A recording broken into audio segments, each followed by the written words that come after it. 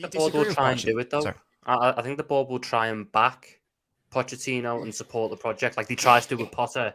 It's whether the fan base, which has spent the last near on 15, 20 years enjoying success and consistent success and instant success, is able to curve their expectations and adapt to the changing situation So of my you are demanded going trophy. to stick in a situation where you might not win trophies for a couple of years and you have to back that. Because No, part Tom, of the I demand a project. trophy. Tom, I'm sorry. Call me spoils, call me whatever, and so This is exactly what I'm not buying into a 10-year project. I'm not doing it. 12th. This is like Aston Villa last year demanding a trophy. Tom, I don't care. That's called an anomaly. To be fair, they did finish 10th. They did finish 10th and win the league the next season. So yeah, so like Chelsea's not a product club. No, sorry, Poch coming in. This isn't like okay, 2-3 years. No, come in. Let's get that trophy. I'm sorry. You know what? I hope. I honestly believe 600 mil for a product. No, it's not happening. I honestly believe though, the way Chelsea are running right now, they want to give somebody more time. I don't think they want to be that club that's just sacking players, sacking managers. I think the reason that they had to sack Potter is just because he kept losing. There was nothing more to give with Potter. He kind of had to go, and that's why they brought in Lampard as an interim, because they didn't want another guy coming in and then end up sacking him and bringing the guy that they want. So I won't be surprised if Pochettino, I think he'll do well at Chelsea, in my honest opinion, but I won't be surprised if he wasn't doing too great. I don't think they'll sack him soon. I think they'll give him time. Do you think have hope? Winning the league means catching City. I've seen a few Chelsea fans in our comment sections recently say you'll have a better season than Arsenal next year. Next season you'll overtake them again. Do you have faith in that happening? Have hope that you can even catch Arsenal, your biggest London rivals? Well, again, I mean, with all due disrespect, I don't really see Arsenal as a rival, because for a club who've never won a major European trophy and their last league trophy being in 2004, I don't view them as a rival. So again, I think that's actually incorrect. But moving beyond that, if the players click and so forth, yeah, I think we should do better than Arsenal. Because I think Arsenal's season last season was an anomaly, like that was an anomaly. And they had a chance to win a trophy in the league in Chelsea's worst ever season. They flopped, they dropped the ball, and now Chelsea now rebuilding. And I think it's now going to go back to where things really should be, which is Chelsea properly challenging for a title and Arsenal fighting for top 4. So, I do believe that Chelsea should be able to do better in the top 4 next year. What is it? Are you finishing in the top 4 next season, from what you're saying? Patrick, look, you're not going to get me clipped up. No, you're saying that you're going to finish above Arsenal. Arsenal are a legit team now. Like Arsenal, Patrick, I'm saying that next season I'm hopeful. That's my answer. Next season I'm hopeful. That's not answering the question. How did you go from saying you don't respect Arsenal as a rival because they don't win anything, and we're going to be back because everyone's going to be glued, but not able to say you're going to finish in the top? Yeah, like you said, you're finishing above Arsenal. Like, Arsenal you can't say all those things. Basically, my thing is as we've already said, the transfer window is still in its early days. Let's see all the pieces that Chelsea can get by the end of the transfer window. They could be like, aha, this is Chelsea's squad. These are the troops that we have. And this is what I can see that we can do when we go into a battle, 100%. So for me, I still need to see particular signings being made before I can make a full-on assessment. Arsenal have won a major European trophy, by the way. They have. Excuse me? Arsenal have won a major European trophy, Arsenal have never won the Champions League, the UEFA Cup, or the Europa League. They've won the European Cup Winners' Cup, which by UEFA's own definition is a major European trophy. That doesn't count. So I don't recognize to disagree with UEFA. That's well, I do. I don't recognize as a major European trophy. Hey, I love this. I don't even have to argue for my own team for one time. Do you recognize? Because it's crazy. How can I view Arsenal as a rival when you've never won the biggest European trophy? That's insane. That's a different statement. I was just picking up on a technical point. I think, look, over the last, 10 years, 15 years, you've got to give Chelsea their dues. They've been winning trophy after trophy. But when you're looking at right now and the here and now, I've always said it. I said post-Roman bums. People laughed at me at the time. They finished 12th. You get me? I think that the era of Roman Abramovich is over. These guys have spent 400-odd million in January, and we're seeing what that got them. I can't see Chelsea, in my honest opinion, moving up the ranks really quickly. I think they will improve under Pochettino, but I can't see them being better than Arsenal next season. That's just my honest opinion. I think where we are in our process with Arteta, I think we're adding the vital points. People like Declan Rice, Yuri and Timber. Hopefully, I want a striker, but we're adding them pieces to the jigsaw now where hopefully it should elevate us to the next level. And at the moment, I don't think Chelsea are on our level, and I think they're going to have to really do some work in order to try to not just get up to our level, but even a Newcastle. One second, let me finish, bro. Even a Newcastle or United, I don't even think they're on their level as well. So they're going to have to leapfrog them to kind of compete with us.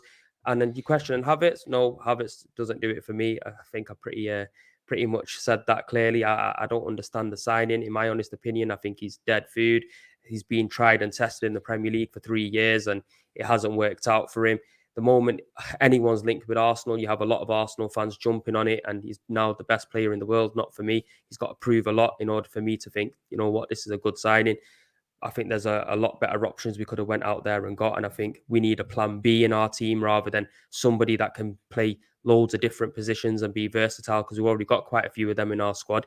We need a big striker.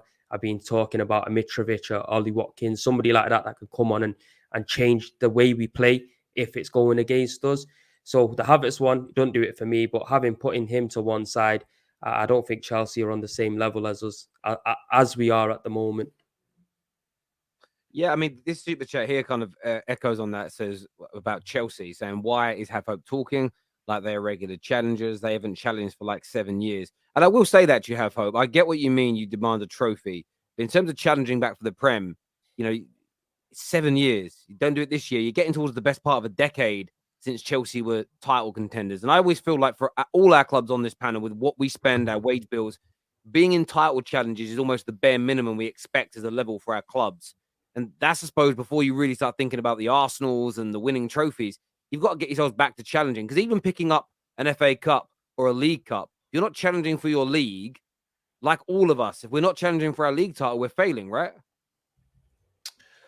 No, true. But as I said again, you know, I'm just hopeful based on lessons learned from the disastrous last season that with, you know, guys like Nkunku coming through, Gusto coming through, and the other guys coming through, I just feel that, you know, this is going to be a Chelsea rebrand, and your boy Todibi is hopefully going to bring Showtime to West London, you know.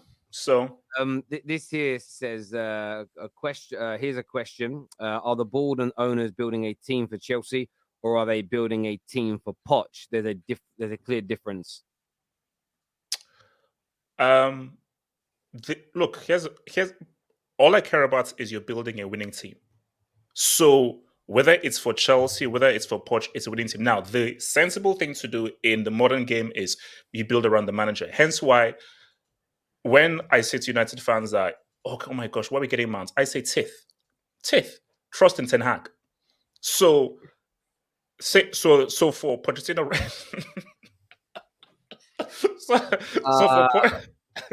I mean, look, I can't say. How long did it take you to make that up? How long?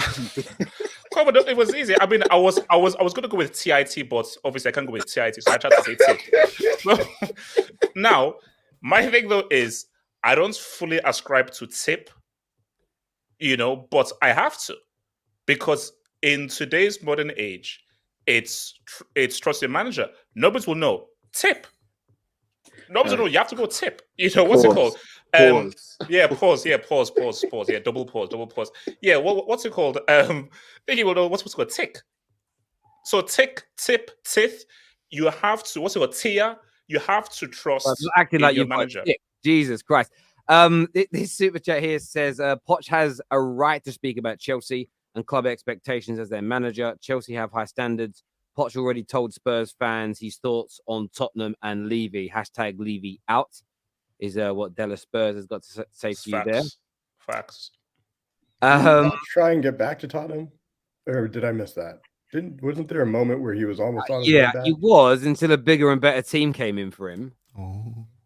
Nah, we didn't push the boat out to get Poch. Nah, you did. You fans and you lot were gagging for it. You were on your knees. 100%. You're like, the fans wanted put it Poch. wherever you want. We want you back, baby. And then he saw Chelsea and went, toodaloo. And he went down the road a bit. We never reached out. When I say we, as in Daniel Levy never reached out. The fans 100% wanted Pochettino back. We were singing his name at games. There's no doubt about that.